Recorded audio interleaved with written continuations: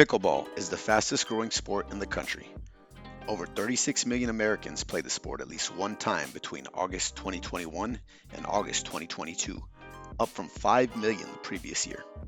Additionally, the U.S. Amateur Pickleball Association has grown from 10,000 members in 2015 to more than 53,000 members today. There are several reasons as to its popularity, including low barrier to entry, meaning it's very easy to learn and relatively inexpensive to start in the sport. Pickleball also has a variety of health benefits, including social and community building aspects. One of the best things about pickleball is the fact that it can be played from cradle to the grave, as participants start practicing when they can first hold a paddle and only stop playing if there's no longer an interest.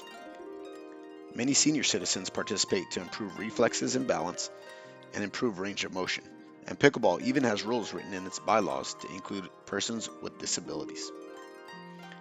As of January 2022, about 100,000 winter Texans called the Rio Grande Valley home from November through April, and an overwhelming majority of these people live in Harlingen as a result. Harlingen is in the middle of the Rio Grande Valley with Brownsville to the east and McAllen to the west as major cities.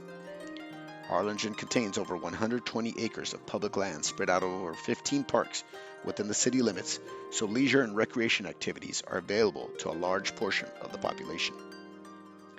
The Harlingen Parks and Recreation Department lists a wealth of activities for all ages to participate in as part of the Tu Salud Si Cuenta, or Your Health Matters program. This plan is designed to assist the 81% of the population that is listed as Hispanic or Latino races and includes everything from Zumba, chair exercises, table tennis, Pilates, TRX, CrossFit, and spin classes. Pickleball is currently scheduled on Tuesday and Thursday afternoons, and Monday, Wednesday, and Friday evenings at the Harlingen Community Center.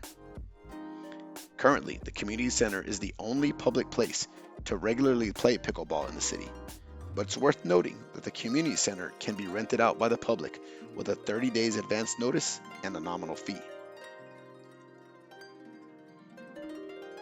A search of places-to-play.org reveals as of today, Harlingen, also known as the capital city of the Rio Grande Valley, boasts only 3 places to play pickleball, and 2 of those are private locations. So what happens when access is denied due to a private party booking the community center? Unfortunately, this means local players, including the visitors from as far as Canada and the northern United States, have nowhere to go to participate in their favorite leisure activity. The loss of facilities, paired with often extreme temperatures associated with South Texas, can lead to a sedentary lifestyle and directly affects the self-determination, social supports, and doesn't allow the opportunity to participate and maintain a physically active lifestyle.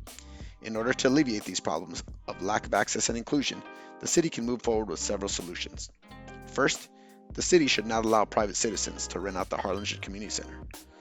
While the rental can seat 640 people, it is severely undercutting the fees associated with private event centers across town, taking business away from other facilities. While it does produce some revenue for the city, it's not significant enough to contribute financially, and the city employees who have to clean up after the events could be better used elsewhere. The juice simply isn't worth the squeeze. By initiating interest in private event centers, it would generate revenue for the business owners, as well as freeing up the community center for a permanent place to play pickleball. Second, while the community center is indoors, air-conditioned, and has permanently marked courts, players are sometimes restricted because other events take place within the building. 7 other events take place within the small confines of the Harlingen Community Center and a rotating schedule. Additionally, the community center is also another event facility owned by the city that can be rented out for private parties, but can also is equipped to house the majority of the equipment and used for these other events. The flooring in Casa del Sol is ideal for Zumba, stretch and tone exercises, Pilates, and even as a space for spin classes to be easily accommodated, including secure storage of the equipment. Paired with the fact that the pickleball courts are clearly marked within the community center, can allow for even more open access for drills, open play, or even skills taught by the resident pickleball drill instructor, John Rochella, a certified coach within the profession. Additionally, both Casa del Sol and the community center surround an unused full-fledged deck of shuffleboard courts.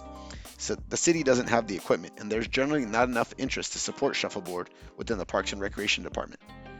With a small investment from the city, these courts can be remade into at least 6 more usable pickleball courts to support the growth and interest surrounding the fast-growing sport. Additionally, the shuffleboard courts are surrounded by fencing, wind blocking agents, and usable restroom facilities that make for a prominent destination court area for pickleball players from around the area to utilize. While grounds can be obtained, the city would still have to sign off of the use, but by sitting idly by, the shuffleboard courts remain unused and current players are subject to occasional closures due to private use of the community center. Another suggestion to alleviate the denial of access of the community center would be to reallocate current facilities around the city. Currently, Victor Park is a multi-use city park that houses playgrounds, softball and football fields, a golf course, dog park, and 6 tennis courts. 2 of those courts have taped markings for use as a pickleball court. Although pickleball nets are 6 inches shorter than tennis nets, these temporary courts are still suitable for play. If the city permanently changed those tennis courts to pickleball courts, this could satisfy some of the access problems faced with community center closings. Additionally, Pendleton Park is host to the Harlingen Tennis Center, housing 14 tennis courts, none of which are temporarily marked or utilized as pickleball courts, despite the overwhelming demand for places to play the sport. Reutilization, even temporarily, paired with access to those courts, and even with a small fee associated with use, would attract substantial amounts of pickleball players to the community, increasing tourism and adding revenue to the city and its businesses. Finally, installation of pickleball courts vary from $22,000 to $32,000 depending on materials, fencing, and labor costs. While this is no drop in the bucket, multiple private locations, like the one located at Marine Military Academy, are building areas as they hope to attract prospective students with a variety of facilities. Through the use of funding from grants and reorganization of city budget, outdoor courts, while not ideal due to the severe weather, can be installed across the 100 acres of public land available in the parks. Specifically, Harlingen Sports Complex and Harlingen Soccer Complex both have available land area to dedicate to outdoor pickleball facilities. Both parks already have the infrastructure of plumbing, restroom facilities, parking lots, lighting, and security in the areas to accommodate additions. These areas are made for recreation and leisure, so what better way to incorporate this sport than by including plans for facilities within the city limits? While access can be limited due to unforeseen circumstances, having a variety of options is the best way to mitigate any obstacles from allowing pickleball players, young and old, to participate in their chosen activity.